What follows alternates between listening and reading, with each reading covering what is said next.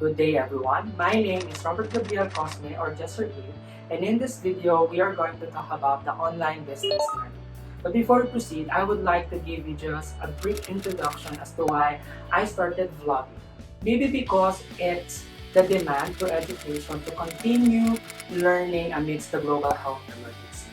I'm not saying that vlogging is the only way to deliver class online, but I personally consider it as my practice to speak in front of camera because in our situation, I think most teachers will be delivering their content using instructional videos online. What are our learning targets for this video?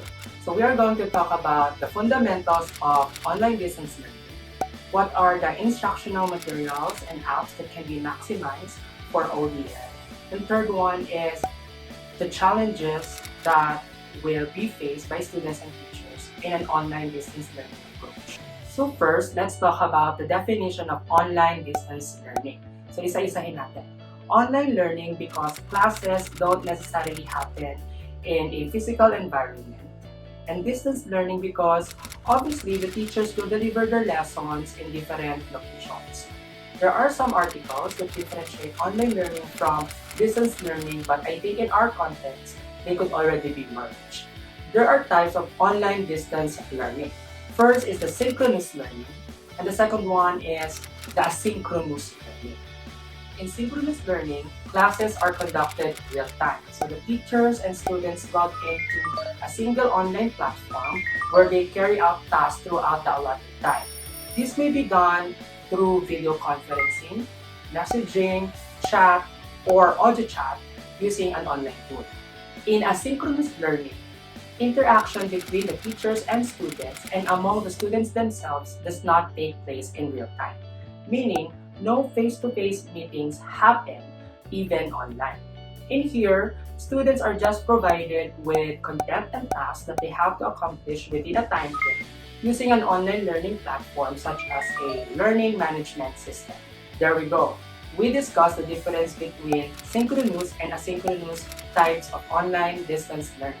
However, according to Education Ratio, we don't have to unproductively debate as to which type is better.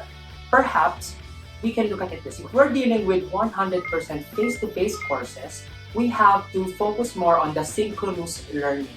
Just like what most teachers were already doing before the pandemic. We see our students face-to-face, and then in some days, we delegate bits of online homework. On the other hand, if we're dealing with 100% online courses, we have to give more focus on the asynchronous type and just give small portion for the synchronous learning. This is perhaps considering technical limitations on connection, time, and environment. Maybe in theory, it's a lot to process. But now, let's talk about the different applications and online instructional materials that can be used for online distance. For synchronous learning, we can make use of the different video conferencing platforms like Google Meet, Zoom, Microsoft Teams, and Cisco WebEx that are free and will allow you to discuss your content with your students while presenting your lesson. You may also integrate interactive learning activities like polls and games.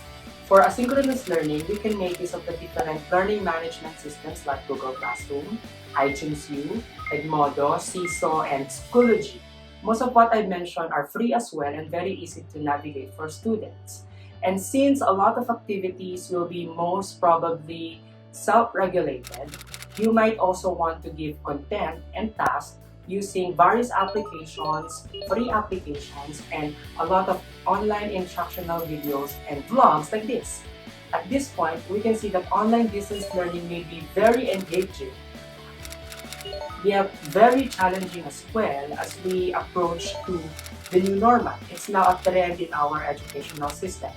So what are the challenges that both students and teachers might face in this new approach? First, both students and teachers may experience isolation. Due to our current situation, not 100% of the time we are going to have physical interaction, especially if you're like me, who's more comfortable learning and studying with friends and classmates. And sometimes, isolation would lead us to distraction. That's why we also have to reach out to the parents who are our partners in our children's learning development. Lastly, and the biggest challenge in my opinion is technical difficulty. This involves internet connection, materials and resources, and intensive trainings for our teachers, students, and even parents to fully understand this whole new scheme. So we need to tirelessly advocate for financial support, educational and technical support, emotional support, and importantly, our mental health support, because without these, I don't think online distance learning will fulfill the promise of quality education. Also, aside from the continuity of learning, we need to continuously fight as well for effective healthcare and mass testing before the class opening so that the safety and health of everyone will not be compromised. So thank you. I hope I was able to help you understand the basis of online distance learning. And if you have any questions, you may contact me through this account. And if you like this video, give it a thumbs up, subscribe, and share. And I will see you next time. Goodbye and